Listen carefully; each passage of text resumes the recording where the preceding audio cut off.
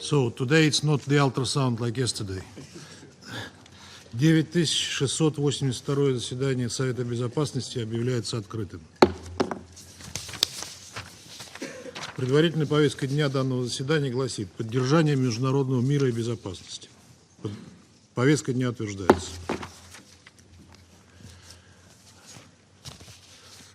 На основании правила 37 временных правил процедуры Совета я приглашаю принять участие в данном заседании представителя Польши. Уважаемые коллеги, в связи с тем, что Россия, заступая на пост председателя Совета Безопасности ООН, взяла на себя, как всегда, обязательство действовать транспарентно и беспристрастно, я бы хотел в открытом режиме разъяснить ситуацию вокруг участия в сегодняшнем заседании Украины. В секретариат вчера поступило письмо постоянного представителя этой страны с просьбой предоставить ей право выступить на данном заседании.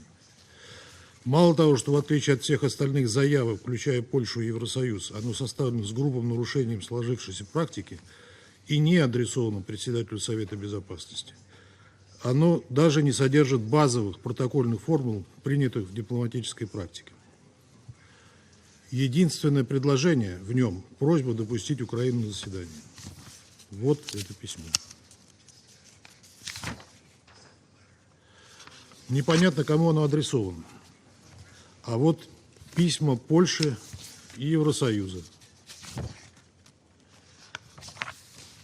где содержатся все необходимые элементы обращения к председателю Совета Безопасности, протокольные формулы вежливости. Мы проинформировали членов Совета о поступившем от Украины запросе. Хочу подчеркнуть, мы не видим никаких проблем с тем, чтобы допустить ее к участию в заседании, как страну, интересы которой затрагивает вопрос на повестке дня. Это соответствует правилам процедуры. Мы сразу транслировали сигнал: как только председательство получит корректно оформленный запрос, участие Украины в заседании при согласии членов Совета Безопасности будет подтверждено. Однако украинская делегация так и не прислала корректный запрос. Полагаю, дело в том, что им принципиально важно показать, что они стоят выше правил и обычаев, установленных в Совете Безопасности, и в отличие от других делегаций, запрашивающихся по правилу 37, включая европейские государства, имеют право диктовать свои правила игры. Это мы, как председательство, допустить не можем. Правила одинаковы для всех, это обеспечивает функционирование Совета Безопасности ООН на протяжении почти 80 лет. Заход украинской делегации – не что иное, как попытка подорвать авторитет Совета, ведь председательство – это не какая-либо страна, это институт. Надеюсь, что все коллеги по Совету Безопасности это осознают.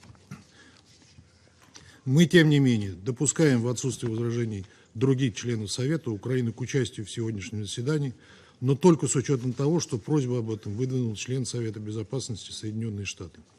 Мы намерены удовлетворить просьбу американской делегации в соответствии с правилами процедуры Совета. Сожалеем, что Украина не способна действовать самостоятельно даже в таком, по сути, чисто процедурном вопросе, как участие в заседании Совета Безопасности ООН, и даже в этом ею вынуждены руководить ее спонсор.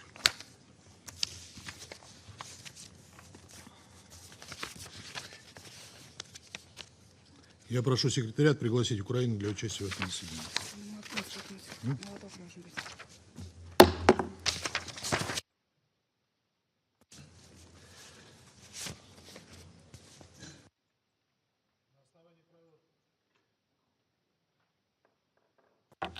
На основании правила 39 временных правил процедуры Совета я приглашаю принять участие в данном заседании следующих докладчиков.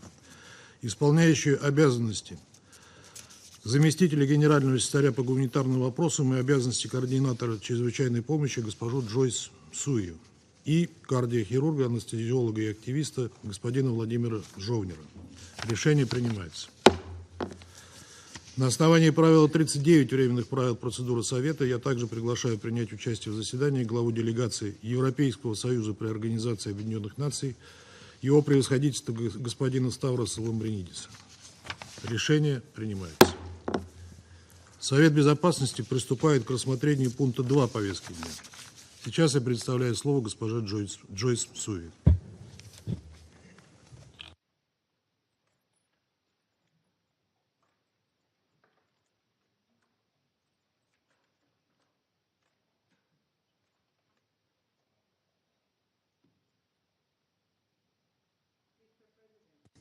Since I briefed the Council last month, there has been no respite for civilians in Ukraine amid continuing waves of attacks across the entire country. I was particularly shocked by yesterday's deadly missile strikes on Kiev, Kryvyi Rih, Pokrovsk, and Dnipro and other urban centers. These attacks struck key energy infrastructure as well as two of the country's main specialist hospitals for children and women. In Kiev, the intensive care, surgical, and oncology wards of Ukraine's largest children's hospital, Okhmatdyt, were severely damaged. Its toxicology department, where children receive dialysis, was completely destroyed. First responders attending the scene immediately after the attack found children receiving treatment for cancer in hospital beds, set up in parks and on the street, where medical workers had quickly established triage areas among the chaos, dust, and debris. Reportedly, 27 civilians, including 4 children, were killed, and 117, including 7 children, were injured. The Office for the High Commissioner of Human Rights, OHCHR, are verifying figures while rescue workers, hospital staff, and volunteers continue to clear rubble in search for people trapped under debris. Health officials reported that what remains of the children's hospital is without electricity, preventing the use of ventilators and other urgent care. Our health partners have therefore helped to move child patients to other facilities and have been providing psychosocial support and assisting with other urgent needs. UN human rights staff also witnessed a massive outpouring of solidarity from local residents who rushed to the scene to help remove rubble and provide blankets, water, and food for patients and medical staff. I also regret that in Kiev, at least 7 civilians were killed at the Isida Medical Center, one of Ukraine's largest women's health and family planning centers, when debris from an intercepted missile hit the facility. Mr. President, I echo the Secretary General's, UN Human Rights High Commissioners, and others' strong condemnations of these deplorable attacks. My heart goes out to all those affected.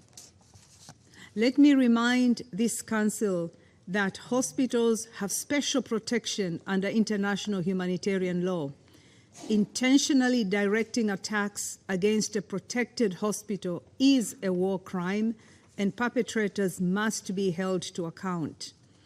Mr. President, these incidents are part of a deeply concerning pattern of systemic attacks harming healthcare and other civilian infrastructure across Ukraine. Attacks have intensified since the spring of 2024. As of 30 June 2024, OHCHR has verified conflict-related violence in Ukraine has claimed the lives of 11,284 civilians and left 22,594 others injured, a total of 33,878 civilian casualties since February 2022. This does not include figures from yesterday's attacks. The World Health Organization has now verified 1,878 attacks affecting healthcare facilities, personnel, transport, supplies, and patients since February 2022. Attacks have also significantly impacted homes, education facilities, office buildings, and public transport. And they have disrupted electricity, gas, water supplies for millions of households. Energy production capacity across the country is significantly reduced. The consequences for the humanitarian situation in Ukraine are, of course, severe. More than 14.6 million people, about 40% of Ukraine's population, require some form of humanitarian assistance. 56% of these people are women and girls. Access to medical care for women and girls, including maternal and reproductive health care, is severely restricted. Thousands of children continue to have daily lessons in bunkers 20 feet below the ground. And for everyone, the constant fear caused by this war is having a serious impact on mental health. More than 10 million people urgently need support to cope with the stress, anxiety, and other mental health challenges associated with the conflict. Mr. President, in this context, it is deeply troubling that aid operations are also being impacted by these attacks.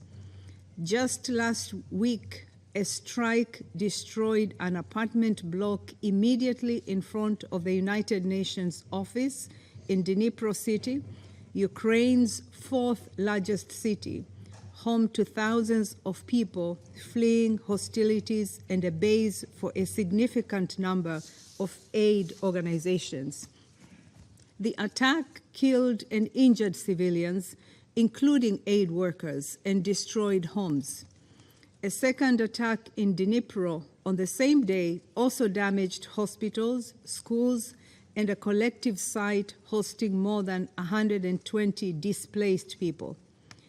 It bears repeating, throughout all military operations, constant care must be taken to spare civilians and civilian objects from harm. Mr. President, as we have mentioned in previous Council briefings, humanitarian operations in some areas also lack access to people in need. We remain deeply concerned about the 1.5 million people who are unable to reach in parts of Donetsk, Kherson, Luhansk, and Zaporizhzhia regions occupied by the Russian Federation. Like all others living close to the front line in Ukraine, they undoubtedly require urgent access to health care and medicine, food, and clean drinking water. In accordance with international humanitarian law, it is imperative that impartial humanitarian relief can be facilitated for all civilians in need. Mr. President, despite the challenges in the first 4 months of 2024, the UN and its partners, many of them local organizations, still manage to provide life-saving assistance to 4.4 million people across Ukraine. We are grateful to the donors who have so far provided the $887 million in funding that has allowed us to do so. But the reality is that 6 months into the year, this only amounts to 28% of the $3.1 billion required. To sustain operations in an increasingly complex and dangerous environment, we urgently need donors to accelerate funding for the humanitarian response. All the more so as another winter approaches amid no sign of an easing of hostilities or their impact on civilians and civilian infrastructure. To facilitate early procurement and pre-positioning of winter supplies, the UN and its humanitarian partners are launching the Winter Preparedness Plan for 2024-2025, supported by an allocation of $55 million from the Ukraine Humanitarian Fund. But alone, this will not be enough to get Ukrainians through another winter of war. More is urgently needed. Mr. President, members of the Security Council, for more than 2 years now, people across all of Ukraine have shown remarkable fortitude and resilience in unbelievably challenging circumstances. However, yesterday's attacks and their impacts are a reminder of the deplorable human toll of this war, particularly on the most vulnerable members of the society, tragedies we will see again and again as long as this conflict continues and the rules of war are defied. I therefore once again call on this Council and all Member States to support all efforts to ensure respect for international law and bring an end to the suffering and destruction. Thank you, Mr. President. Я благодарю госпожу Мсуи за ее брифинг. Сейчас предоставляю слово господину Владимиру Жовнеру.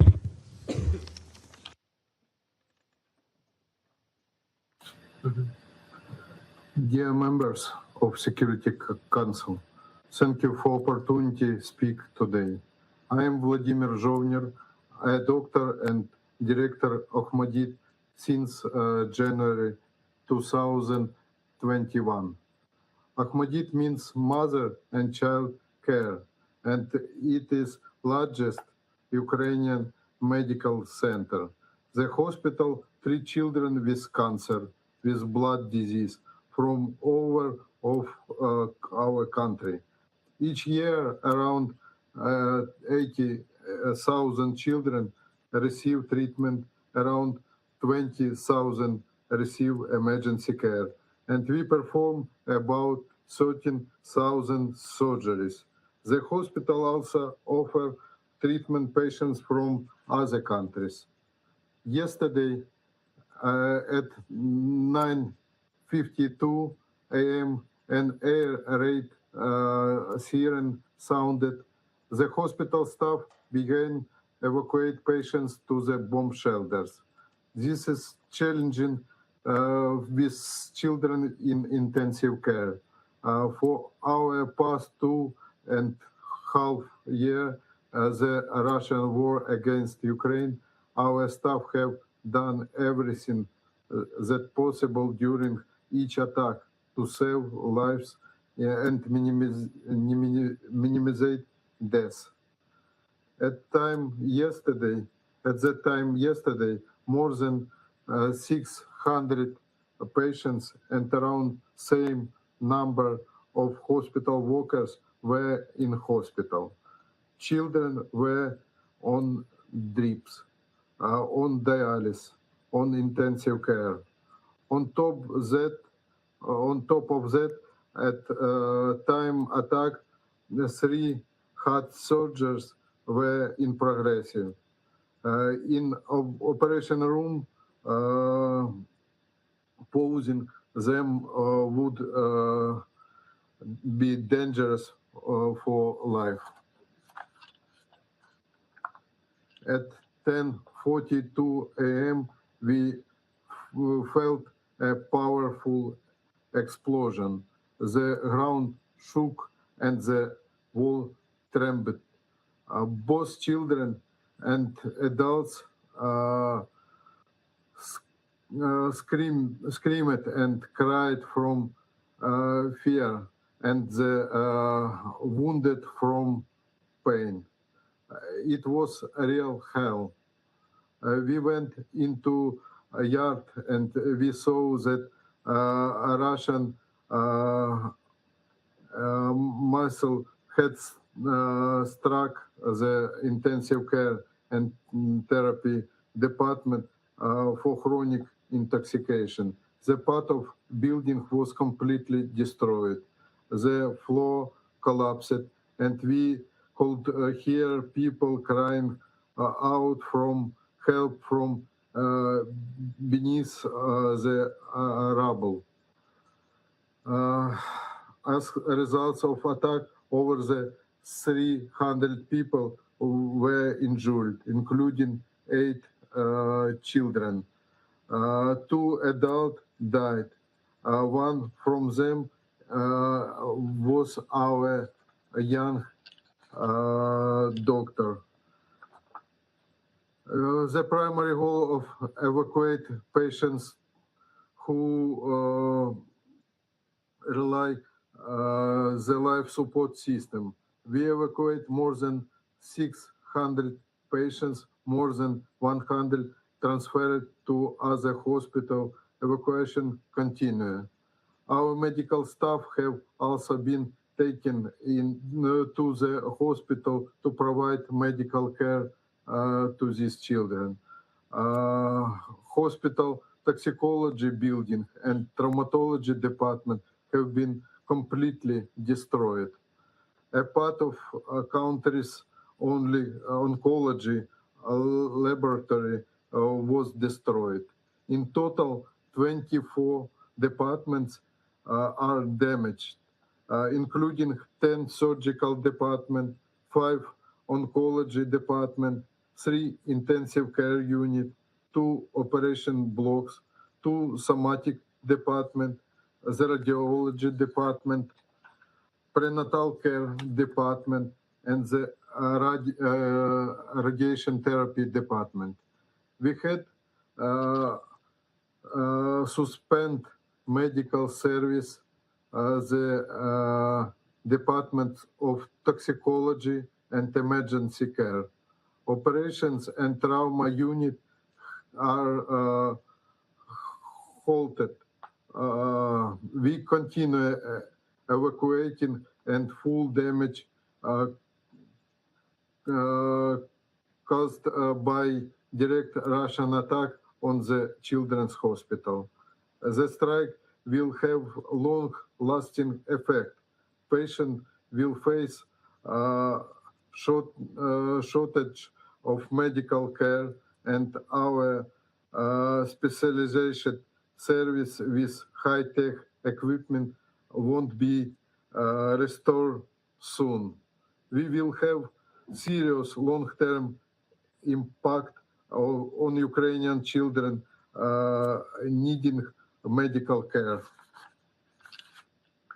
The psychological trauma of children from this attack will severe.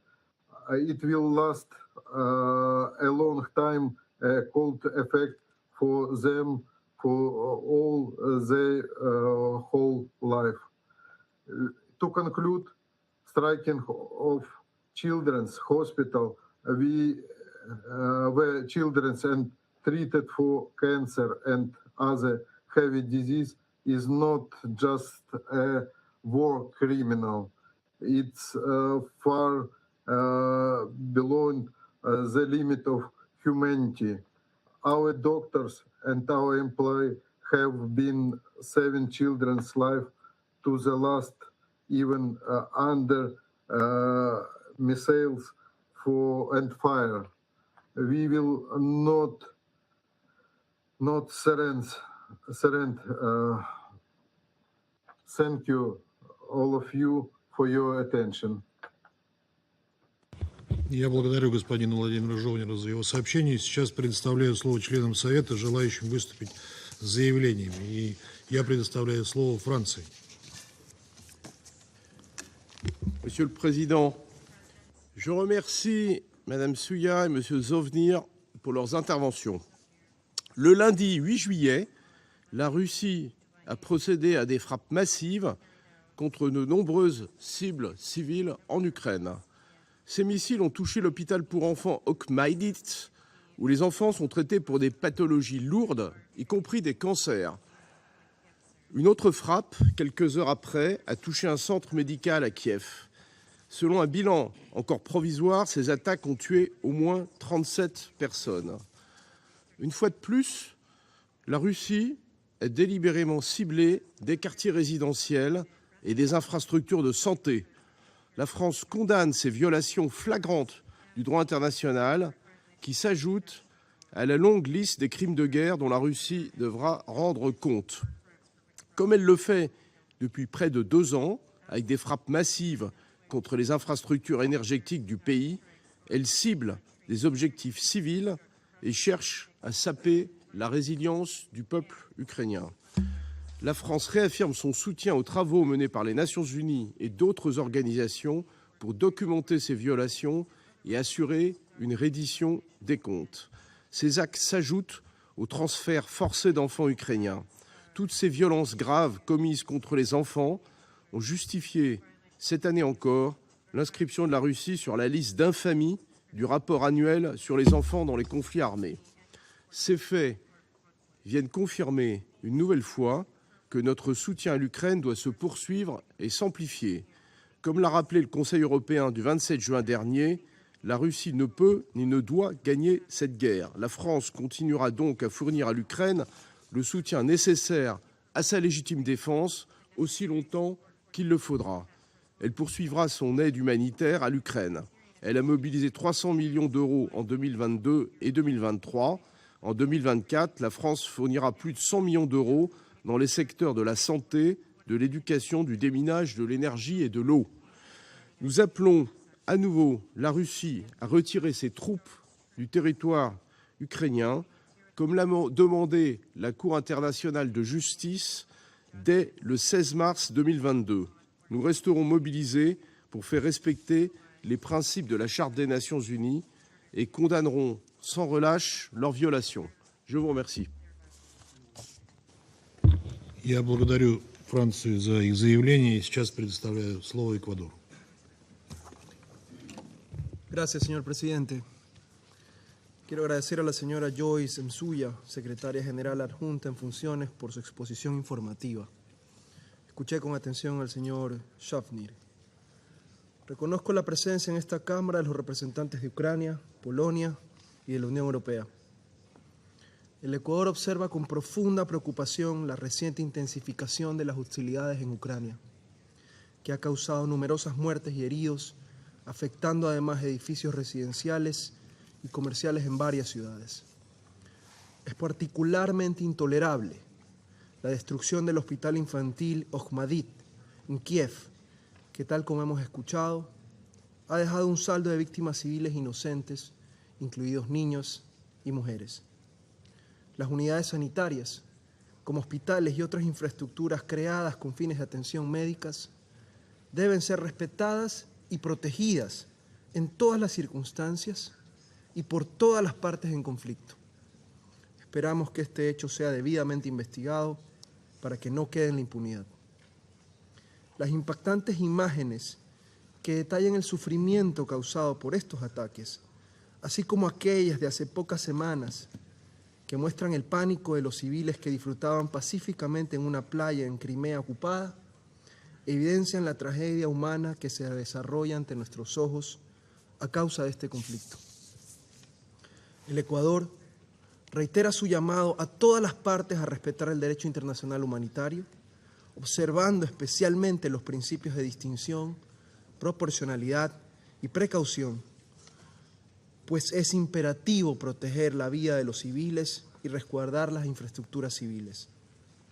Quisiera recordar que el secretario general, haciendo eco del que considera un llamado generalizado a la comunidad internacional, ha instado de manera sistemática a las partes a que se abstengan de utilizar armas explosivas en zonas pobladas, ya que su utilización puede causar daños directos, indiscriminados y de largo plazo. Por esto, los combates deben alejarse totalmente de las zonas urbanas. Señor presidente, este conflicto constituye una tragedia para los pueblos de Rusia y Ucrania y por lo tanto debe terminar. Resulta desalentador que, a pesar de los esfuerzos e iniciativas por buscar la paz, las hostilidades se intensifiquen y sean los civiles quienes continúen pagando el precio más alto. Debemos pasar de la lógica de dominación y de la fuerza a la lógica de la diplomacia y la solución pacífica de las controversias. El Ecuador cree firmemente en una solución pacífica al conflicto, a través de la negociación y la vía diplomática, fundamentada en el respeto a la soberanía e integridad territorial de Ucrania y enmarcada en el derecho internacional y la Carta de las Naciones Unidas. Me uno al llamado para que la Federación Rusa retire sus tropas del territorio ocupado, así como al clamor de la comunidad internacional para que esta guerra no dure un día más. Muchas gracias. Я благодарю Эквадор за их заявление и сейчас предоставляю слово Швейцарии.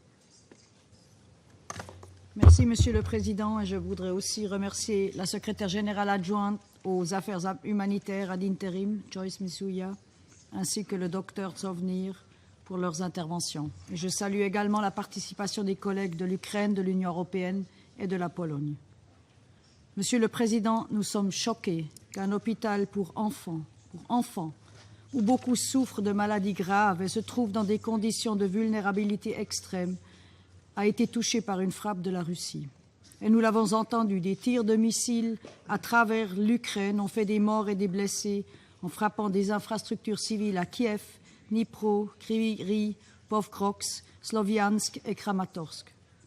Ces frappes auraient tué des dizaines de civils et touché le plus grand hôpital pour enfants de Kiev, ainsi qu'un autre établissement médical dans la capitale. Et je voudrais exprimer nos profondes condoléances à toutes les familles, aux victimes, aux blessés et tous ceux touchés, aux docteurs touchés par ces frappes terribles.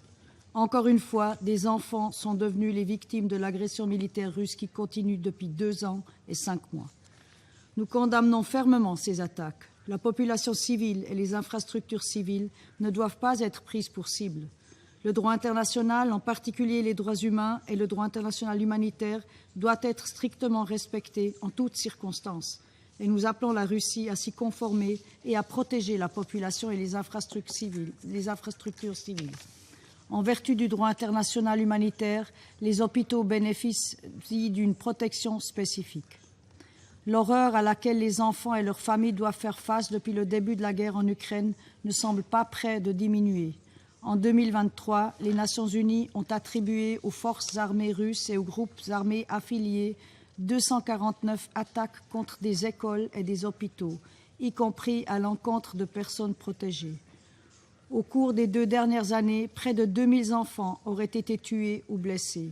Au lieu d'aller à l'école, les enfants des villes situées sur les lignes de front de l'Ukraine ont été contraints de passer entre 3000 et 5000 heures à s'abriter dans des sous-sols et des stations de métro, soit entre 4 et 7 mois. Alors que l'Ukraine se bat pour son avenir en paix, ceux qui le construiront, notamment les enfants, doivent avoir la garantie d'être protégés. Le droit international humanitaire prévoit une protection spéciale pour les enfants. En outre, un membre du personnel de santé aurait également été tué par la frappe de hier. Là aussi, le droit international humanitaire est absolument clair. Protéger le personnel humanitaire, y compris médical, est une obligation. Ceux qui risquent leur vie pour aider les autres doivent être protégés. Monsieur le Président, aucun enfant ne devrait grandir sous la menace d'un tir de missile. Aucun enfant ne devrait trouver la mort dans les décombres d'un hôpital, censé être un lieu sûr de guérison et de rétablissement. Chaque enfant devrait avoir la possibilité de mener une vie sereine et sécurisée et retrouver une existence normale. Pour que cela soit possible, la Russie doit mettre fin à son agression militaire contre l'Ukraine, cesser toutes les hostilités et retirer ses troupes de l'ensemble du territoire ukrainien. La Charte nous engage toutes et tous à respecter la souveraineté et l'intégrité territoriale de tous les États. La Suisse reste déterminée à faire tout ce qui est en son pouvoir pour contribuer à une paix juste et durable en Ukraine, conformément à cette même Charte des Nations Unies et les principes fondamentaux du droit international. C'est dans cet esprit que le 15 et 16 juin dernier, des représentantes et représentants de plus de 100 pays du monde entier et d'organisations internationales se sont réunis en Suisse pour discuter d'un cadre pour un processus de paix basé sur le droit international et notamment la Charte des Nations Unies, dans le but d'inspirer des mesures concrètes en faveur d'une paix juste et durable en Ukraine. Et nous allons continuer cet engagement. Je vous remercie. Я благодарю Швейцарию за их заявление. Сейчас предоставляю слово Словении. Thank you very much, Mr. President. I would like to thank both briefers, Ms. Misiuna and Dr. Zovnir, for their contribution, and I welcome participation of the Ukraine, European Union and Poland. Mr. President, we are appalled by the latest airstrikes on Ukraine by the country that you are representing. While we fail to understand the reason for this war, we are convinced that there is absolutely nothing that can justify the brutal attacks on critical civilian infrastructure. Nothing justifies systemic attacks on medical facilities.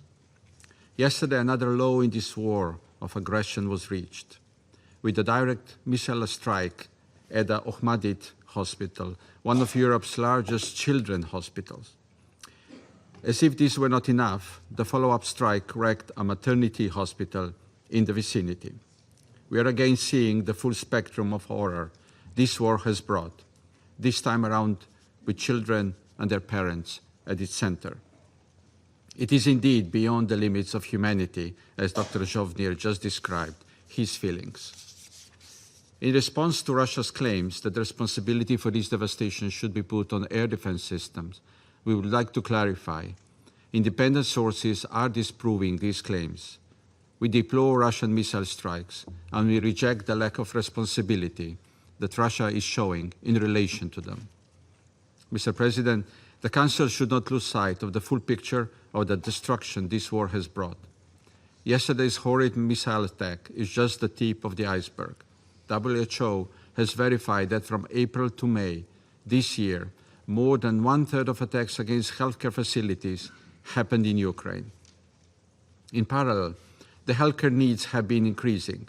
In 2024, the civilian casualties have been continuously on the rise, with each month demanding a greater death toll. Additionally, only in May, the new offensive around the city of Kharkiv caused the largest displacement in Ukraine since 2023. Mr. President, killing and maiming children and attacks against hospitals are grave violations against children in armed conflicts. Deliberate targeting of critical civilian infrastructure is prohibited by the international humanitarian law. Rejecting responsibility equals endorsing impunity. This Council is entrusted by the Charter to address and prevent all of the above. Too many fathers and mothers have been killed, too many children have been deprived of the future, too many homes and schools have been reduced to rubble, and too many hospitals have stopped providing life-saving services. We have seen enough death and destruction for a lifetime. No amount of our support, physical or psychological rehabilitation, or assistance to the health and emergency services can alleviate all this suffering. So, Mr. President, please stop this war. It has been going on for too long. Я благодарю представителя Словении за его заявление. Сейчас предоставляю слово Республике Корея. Thank you, Mr. President. I also thank Acting USG Joyce Msuya and Mr. Zhovnir for their timely and informative briefings. We have gathered in this chamber to discuss the war in Ukraine on many previous occasions, but today's session feels different. Where to begin after seeing the unimaginably horrific scenes of children and infants being attacked in the hospital beds? How did we get here? While we are well aware that civilian casualties are a tragic but inevitable consequence of war, we would still like to believe that there are certain lines people will not cross. From the outset, the Russian Federation has tried to justify its invasion into Ukraine's sovereign territory as a defensive action, but few believe this. Its repeated, deliberate attacks against civilians and civilian infrastructure throughout the conflict are indefensible. This latest offensive by Russia against the civilian targets across Ukraine was especially brazen, causing scores of casualties and serious damage to civilian infrastructure. Most notably, the missile strike against the Okhmatdyt Children's Hospital in Kiev, where my President Yoon Suk-yeol and the First Lady visited in July 2023 to comfort the children and their families receiving treatment. This is a new law. An attack against the most vulnerable among us betrays a basic lack of humanity. Russia's ongoing indiscriminate attacks against civilian objects across Ukraine is a flagrant violation of international law, including international humanitarian law, and those responsible for such heinous acts must be held accountable. At the same time, our hearts go out to all the victims. Colleagues, we once again reiterate that Russia's armed invasion of Ukraine and its annexation of Ukrainian territories through the use of force are serious violations of the UN Charter and international law, and run counter to the core values underpinning the international system. In this respect, I'd like to remind you all that only a handful of countries, such as North Korea, have recognized the unlawful annexation of Ukrainian land by Russia. The overwhelming majority of UN member states still strongly believe that those regions are an integral part of sovereign Ukraine state. The longer this war continues, the greater number of lives will suffer miserably and the greater likelihood for further regional instability. Therefore, the only way forward is to work diligently towards an early end to the war. In this regard, my delegation once again stresses that all the devastating events and the human suffering transpiring in Ukraine are a result of Russia's illegal invasion. This must end now without preconditions. The Republic of Korea will continue to stand with the people of Ukraine and provide vital assistance in the areas of security, humanitarian aid, and reconstruction until they achieve just and lasting peace in their land. I thank you. Я благодарю Республику Корея за их заявление. Сейчас предоставляю слово Китаю. 主席，我感谢穆苏雅代理副秘书长的通报，我也认真听取了若夫尼尔先生的发言。乌克兰危机自2022年2月全面升级以来，持续冲突已经导致大量无辜平民伤亡，大量基础设施损毁，引发了严重的人道危机，产生了巨大的外溢效应。中方对此深表忧虑。近来，战争不但没有停止，反而愈演愈烈，并不时发生恶性袭击事件，造成严重人员伤亡。我们对此深表关切，在此呼吁冲突当事方保持理性克制，切实遵守国际人道法，避免袭击平民和民用基础设施。冲突对抗没有赢家，军事手段带不来持久和平。中国国家主席习近平近日在会见访华的外国领导人时指出，早日停火止战，寻求政治解决，符合各方利益。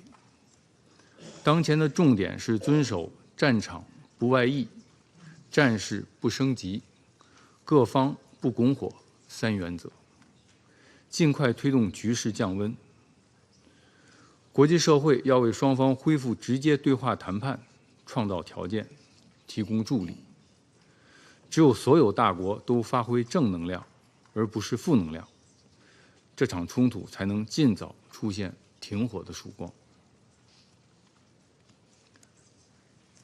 在乌克兰问题上，中方始终主张，各国主权、领土完整都应该得到尊重，联合国宪章宗旨和原则都应该得到遵守，各国合理安全关切都应该得到重视，一切有利于和平解决危机的努力都应该得到支持。我们呼吁冲突当事方展现政治意愿，相向而行，早日开启和谈。呼吁国际社会本着客观公正立场，为早日结束战争营造有利条件，发挥积极作用。呼吁有关各方共同努力，秉持共同、综合、合作、可持续的安全观，推动建立均衡、有效、可持续的欧洲安全架构。中方将继续以自己的方式积极劝和促谈，为推动乌克兰问题的政治解决做出不懈努力，发挥建设性作用。谢谢主席。Я благодарю Китай за их заявление и предоставляю слово Сьерра-Леоне. Thank you, Mr. President. I thank Acting USG Ms. Joyce Musea for our briefing. And I take note of the sobering information provided by Mr. Vladimir Zovny. I welcome the participation of the representatives of Ukraine, Poland, and the head of the delegation of the European Union. Sierra Leone notes with deep concern the recent reported missile strikes on civilians and civilian infrastructure across Ukraine. It is reported that during a daytime attack, missiles struck multiple Ukrainian cities, killing at least 31 people, injuring about 125 others, and seriously damaging a major children's hospital. Based on report, those killed in the multiple missile strikes include doctors, patients, women and children, the very best of society, and also most vulnerable in times of armed conflict. Sierra Leone expresses deepest condolences to the victims and the families of the victims affected by the missile strikes. Sierra Leone deplores attacks on civilians, civilian and protected objects, and vital infrastructure. The report of the missile strike of the Kiev main children's hospital, resulting in the loss of innocent lives and the extensive damage to a critical healthcare facility, are truly heartbreaking and distressing. We call on all the parties to the conflict to uphold their obligations under international law and take immediate steps at de-escalation. We have previously reiterated in this Council that the deliberate targeting of residential or civilian areas, civilian infrastructure, and essential services, such as hospitals, schools, water, and energy facilities, are unacceptable and prohibited under international law. It poses a significant threat to the safety and well-being of the most vulnerable and protected populations, violating the basic tenets of humanity and the principles of international humanitarian law. The devastating impact of these strikes on civilians, including women and children, is a stark reminder of the urgent need for the violence to end and a renewed commitment to protecting civilian lives and infrastructure in conflict zones. It also begs for independent investigations aimed at accountability. We call on all involved parties to exercise restraint and take all necessary measures to avoid further civilian casualties and damage to critical infrastructure. The protection of civilians must be paramount in any conflict, including the conflict in Ukraine. Ensuring that the parties to the conflict maintain the safety of civilians must be the utmost collective priority of this Security Council. Let me therefore close, Mr. President, by urging all parties to prioritize the protection of civilians and critical infrastructure, including hospitals, to ensure essential services for the well-being and stability of civilians. The involved parties must choose and prioritize peace. Peace is made not between friends, but between parties in a state of disagreement. Peace can also not be left to chance. Sierra Leone therefore reiterates its call for meaningful steps to be taken towards the immediate cessation of the hostilities and for constructive and inclusive diplomatic efforts to achieve a just and lasting resolution of the conflict. In taking this important step, we call for the full respect for the Ukraine's sovereignty, unity, and territorial integrity within its internationally recognized borders, and for the legitimate concerns of all parties to be taken into account. I thank you. Я благодарю Сьерра-Леоне за их заявление и предоставляю слово Алжиру. سيد الرئيس، أود في البداية أن أعرب عن شكري لوكيلة الأمين العام بالنيابة للشؤون الإنسانية ومنسقة الإغاثة في حالة الطوارئ السيدة جوس سويا على إحاطتها، كما استمعنا لإحاطة السيد فولوديمير زوفنير. تعرب الجزائر مرة أخرى عن قلقها البالغ إزاء التصعيد المستمر للتوترات الناجمة عن العمليات العسكرية في روسيا وأوكرانيا. للأسف لا يزال المدنيون هم الطرف الذي يتحمل العبء الثقيل لهذا التصعيد المستمر، كما أن الوضع الإنساني المزري هو أيضا مصدر قلق عميق يتطلب التزاماً واضحاً من كلا الطرفين لمعالجته. ونحن نجتمع مرة أخرى لمناقشة الوضع المقلق على الميدان. لم نرى بعد للأسف أي بوادر للتهدئة. وفي ظل هذه الخلفية نود أن نشير إلى ما يلي. أولاً، من الضروري منح الأولوية اللازمة للجهود الدبلوماسية لمعالجة الأزمة الإنسانية في أوكرانيا بطريقة شاملة. لا يمكن تحقيق ذلك دون التزام واضح من جميع الأطراف بخفض التصعيد والامتثال لميثاق الأمم المتحدة والقانون الدولي، بما في ذلك القانون الدولي الإنساني. ثانياً، إن منطق المواجهة لم يكن أبداً حلاً للنزاعات. يجب أن يفسح المجال لضبط النفس والحوار والمفاوضات وفقاً لمبادئ الشمولية والتسوية السلمية للنزاعات. إن استخدام الأسلحة لا يمكن إلا أن يؤدي إلى فقدان المزيد من الأرواح، بما في ذلك بين المدنيين وخاصة الأطفال، ومعاناة السكان، وتدمير البنى التحتية، ويزيد من إعاقة احتمال التوصل إلى حلول للنزاع. تكرر الجزائر التزامها بدعم أي جهد للسلام يهدف إلى وضع أسس لحل مستدام وسلمي لهذه الأزمة. ثالثاً، إن الاستقطاب الناجم عن هذه الأزمة يشكل مصدر قلق للجزائر، حيث أنه يساهم في زيادة التصعيد مع عواقب وخيمة على السلم والأمن الدوليين، بما في ذلك الأمن الغذائي والأمن الطاقوي.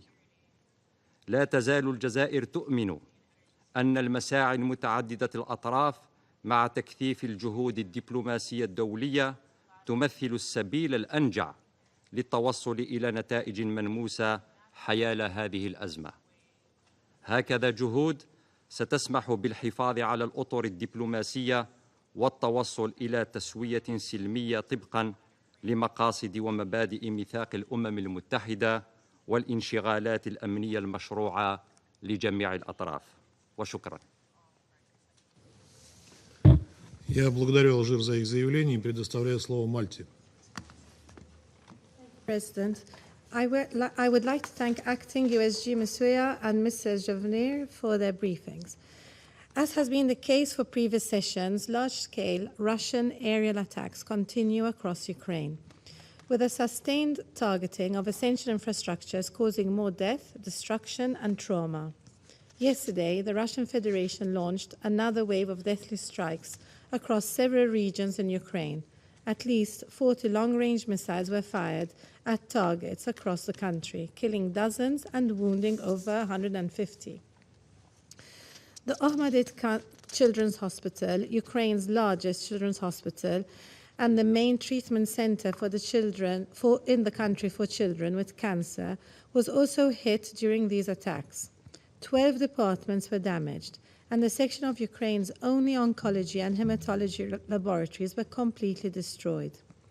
Power, oxygen, and water supplies have been lost, and people were trapped under the rubble. The exact number of victims is still unknown. The Isida Maternity Hospital, located in Ukraine's capital, was also severely damaged due to the falling debris. The hospital counts with 27 sources of ionizing radiation and is a beneficiary of the IAEA's Technical Cooperation Program. This missile attack not only endangers lives, but also constitutes a violation of the IAEA's core principles and values. We express our condolences to the families who are enduring the unbearable loss of their loved ones and wish a speedy recovery to those injured due to these ruthless attacks across Ukraine. Health and educational facilities must always be protected to ensure uninterrupted delivery of health and education services to all people in Ukraine. Attacks on civilians and civilian objects must stop. That should be at the center of our efforts. international humanitarian and human rights law must be respected at all times. Malta condemns in the strongest possible terms these attacks.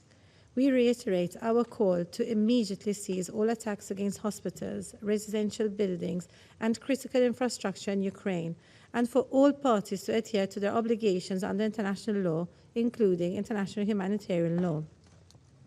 Yesterday's events took place against the background of Russia's launch of its new military offensive in the Kharkiv region. According to the WHO, there are reports of 18 deaths and 81 injuries from more than 175 attacks on healthcare infrastructure in Ukraine for the first half of 2024. These attacks have similarly endangered the lives of thousands of children, healthcare workers, and civilians, including the already vulnerable population, not least the elderly, children, and people with disabilities. Malta reiterates that the perpetrators of these actions must be held accountable for the damage done. We express our full support to the mandate of the International Criminal Court, the Independent International Commission of Inquiry on Ukraine, as well as to the register of damage caused by the aggression of the Russian Federation against Ukraine, and the work on the establishment of a future compensation mechanism. In closing, Malta reiterates that the only path to a comprehensive, just, and lasting peace and an end to the suffering being inflicted on innocent Ukrainians is for Russia to immediately, completely, and unconditionally withdraw all its troops and military equipment from the entire territory of Ukraine within its internationally recognized borders. I thank you. Я благодарю Мальту за их заявление и предоставляю слово Мозамбику.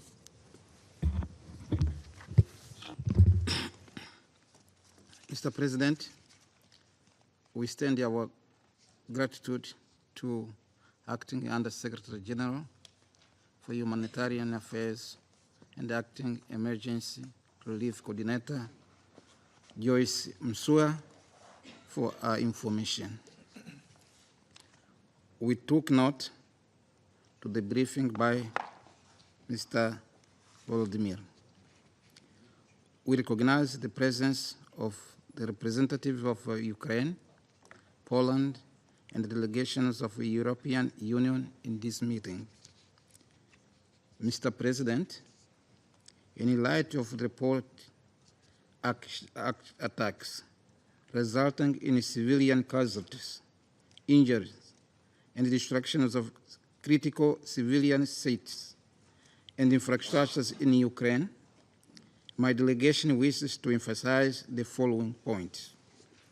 First, civilian deaths, both intentional and incidental, and instances where conflicting parties put civilians in harm's way by positioning them near military targets, must not be condemned. We urge the warring parties to exercise maximum restraint and avoid the use of explosive weapons in populated areas, the leading causes of civilian casualties in Ukraine. Our position on the humanitarian dimension of this and the other conflicts remain consistent, unchanged, and worth reiterating. One, the respect for international humanitarian law and international humanitarian rights law, which have protection of civilians as it is cornerstone, must be upheld under any circumstances. B, the principles of distinction, precaution, and proportionality must be rigorously adhered to and upheld and by all parties. Warring parties must assess whether civilian harm is likely to be excessive compared to the concrete military advantage anticipated. All parties must facilitate full, safe, rapid, and unhindered access for humanitarian personnel and relief to civilians in need. Mr. President, ultimately, ending this conflict is the most crucial step to address its man-made humanitarian consequences. To achieve this, we urge the parties to immediately cess hostilities, resume direct negotiations without preconditions, and engage in a dialogue in good faith. Mr. President, let I seize the opportunity to recommit to the UN as the EDO platform to start genuine dialogue towards a negotiated settlement aimed at bringing this conflict to a just, comprehensive, and lasting peace that addresses its root causes and upholds the Charter. I thank you, President. Я благодарю Мозамбик за их заявление и сейчас предоставляю слово Гаяне. Thank you, Mr. President. We thank Acting USG Joyce Msuya and Dr. Volodymyr Jovenir for their briefings. We welcome the participation of the representative of Ukraine, Poland, and the European Union in today's meeting. We also extend our condolences to the government and people of Ukraine, including the families and loved ones of those who were killed yesterday, and wish for the speedy and full recovery of those injured. Mr. President, Guyana is extremely alarmed by the continued attacks against civilians and civilian infrastructure since the start of this war. The attacks have claimed the lives of more than 11,000 civilians, including women and children, and continue to destroy objects indispensable to their survival. We have repeatedly warned of the devastating consequences of prolonging this war, especially in light of the attacks against hospitals, electricity transmission systems, food ports, gas and water supplies, and a high number of civilian casualties. Mr. President, yesterday's missile strikes were particularly shocking. It was reportedly the largest assault in months, killing over 30 people, including children, and causing extensive damage to the Okhmatdyt Children's Hospital in Kiev. The airstrike against the hospital turned a large part of what was once a place of sanctuary and healing for so many children into rubble, destroying its toxicology and oncology wards and many other units. We condemn these attacks in the strongest possible terms, stressing that the most vulnerable of civilians, children, were among the hapless victims. What military or other advantage is there to gain from the unconscionable attack against a children's hospital? Mr. President, the devastating accounts of unrelenting violence, death, and destruction must compel us to take urgent action to end this war. Lives, including those of innocent children, cannot continue to be sacrificed at the altar of political brinksmanship. We commend the efforts of those seeking to find a peaceful resolution to the conflict and urge the parties to commit to a serious political and diplomatic process toward ending the conflict. We also urge them to engage in good faith and to bring an end to the suffering of the millions of men, women, and children who have already paid too high a price in this war. Guyana demands that the parties to the conflict take all necessary measures to protect civilians and critical infrastructure and to comply fully with their obligations under international law, including the United Nations Charter and international humanitarian and human rights law. We stress the need for accountability for the ongoing violations as a critical element on the path to peace. We further call on the Russian Federation to immediately withdraw its military forces from the internationally recognized territory of Ukraine. We echo the acting USG's grave concern, and indeed that of the wider international community, about the increasingly dire humanitarian situation in the country. It is difficult to comprehend the continued denial of access to people in desperate need of humanitarian assistance. We call upon the Russian Federation to grant humanitarian access to all populations in need in the occupied territories. We commend the ongoing response of humanitarian agencies and call on the international community to further support their efforts, including by contributing to the Humanitarian Needs and Response Fund. In closing, Mr. President, I would like to stress the urgency of resolving this conflict through peaceful means. Ghana will continue to support all efforts of the United Nations Secretary General and other partners who have been working diligently to achieve a peaceful and sustainable end to this war. I thank you. Я благодарю Гаяну за их заявление и предоставляю слово Соединенным Штатам. Thank you, Mr. President. And thank you, Acting Undersecretary General Masuya, for your informative briefing. I also thank Director General Jobner for your briefing and for your courage and for continuing to show up for your patients, even in the direst circumstances. I welcome the participation of Poland, the EU, and particularly Ukraine to this meeting. Colleagues, I'll cut to the chase. We're here today because Russia, a permanent member of the Security Council, the current rotational president of the Security Council, attacked a children's hospital. Even uttering that phrase sends a chill down my spine. Russia attacked a children's hospital in broad daylight, killing and injuring children. Chilling. Colleagues, on Monday morning, Russian missiles smashed into civilian targets, including Okhmatdyt Children's Hospital, the largest pediatric facility in Ukraine, and a lifeline for the country's most vulnerable. In the hours since, we've seen images of children bloodied and injured, escaping the damage, of cancer patients just a few years old hooked up to IV drips huddled outside the hospital's bombed out cancer wing.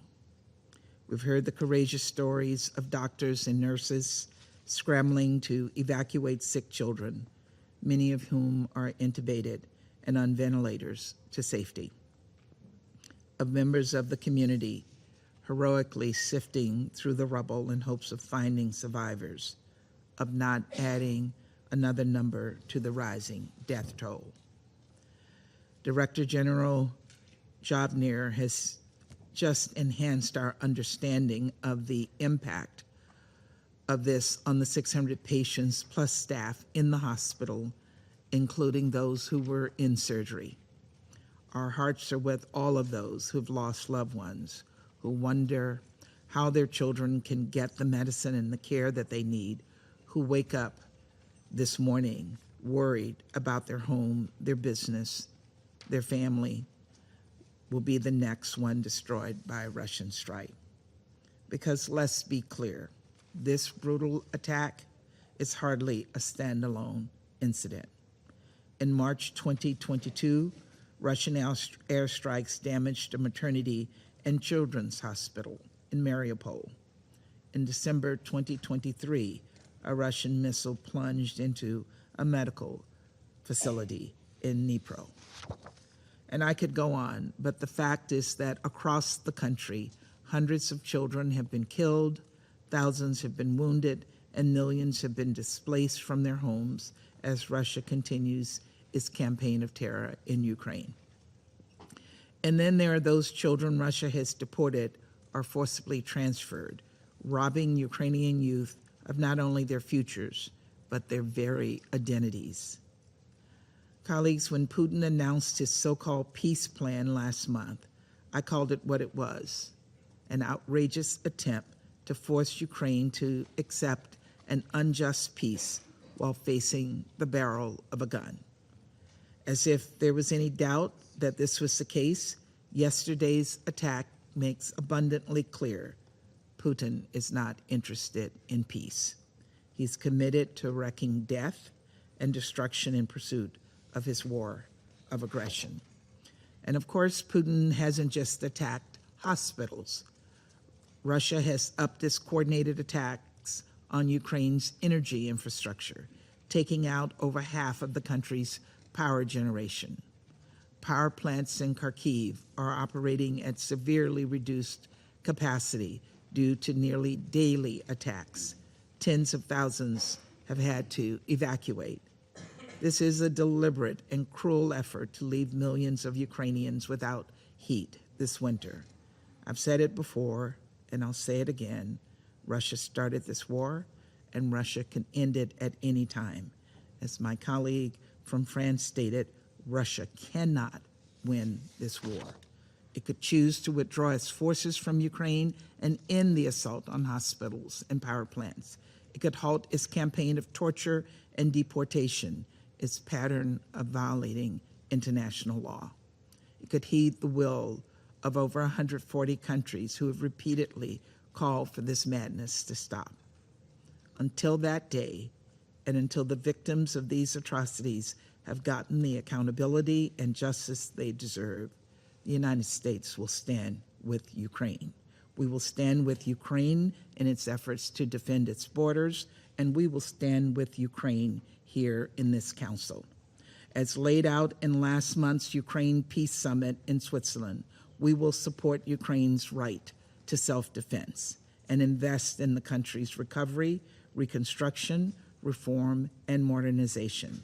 And we will uphold the principles of the UN Charter, including respect for sovereignty, political independence, and territorial integrity. We encourage every member of this council and every corner of the international community to do exactly the same. Thank you. Я благодарю Соединенные Штаты за их заявление и предоставляю слово Соединенному Королевству. I would like to start by thanking Under-Secretary General Masuya and Dr. Zhovnir for their briefings, and I welcome the participation of Ukraine, Poland and the EU in our meeting today.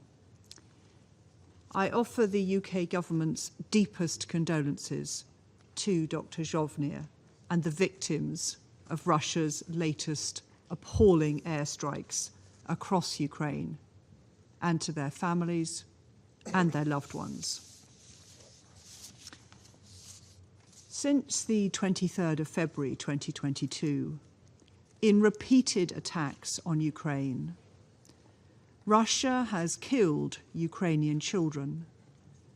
Russia has maimed and injured Ukrainian children. Russia has abducted Ukrainian children. And yesterday, Russia came back for wounded and sick children in Okhmatdyt hospital.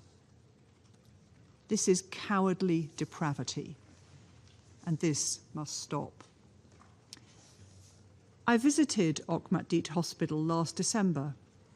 It's become a refuge for children injured in attacks across Ukraine. I saw for myself the dedication of Dr. Zhovnir and his staff and the care they provide.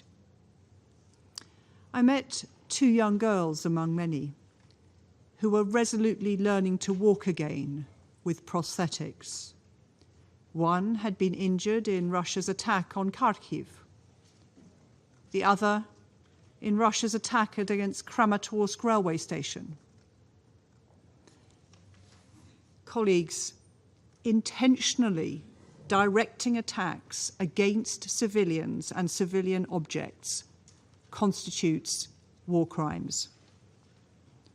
The ICC has already issued arrest warrants for the Russian president, former defense minister, the chief of the general staff, and the Commissioner for Children's Rights for suspected war crimes.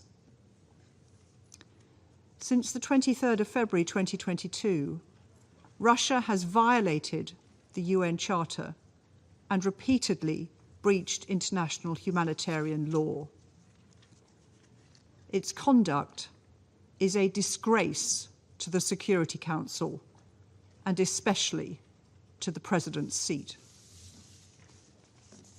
Colleagues, we must join together to condemn Russia's actions and stand foursquare behind the UN Charter and its guarantees of sovereignty and territorial integrity, and behind international law and international humanitarian law. For our part, the UK, together with our partners, will continue to ensure Ukraine is able to defend itself from these barbaric acts of violence, as confirmed by my Defence Secretary this weekend in Odessa, where he announced new military aid for Ukraine's defence. At the NATO summit this week, we will demonstrate our resolve to support Ukraine for as long as it takes. We will also work to ensure accountability and justice for the Ukrainian people. And we will support Ukraine to secure a just and lasting peace in line with the UN Charter. I want to commend the exceptional resilience of the Ukrainian people, and in particular to pay tribute to the Ukrainian emergency services, especially over the last 48 hours.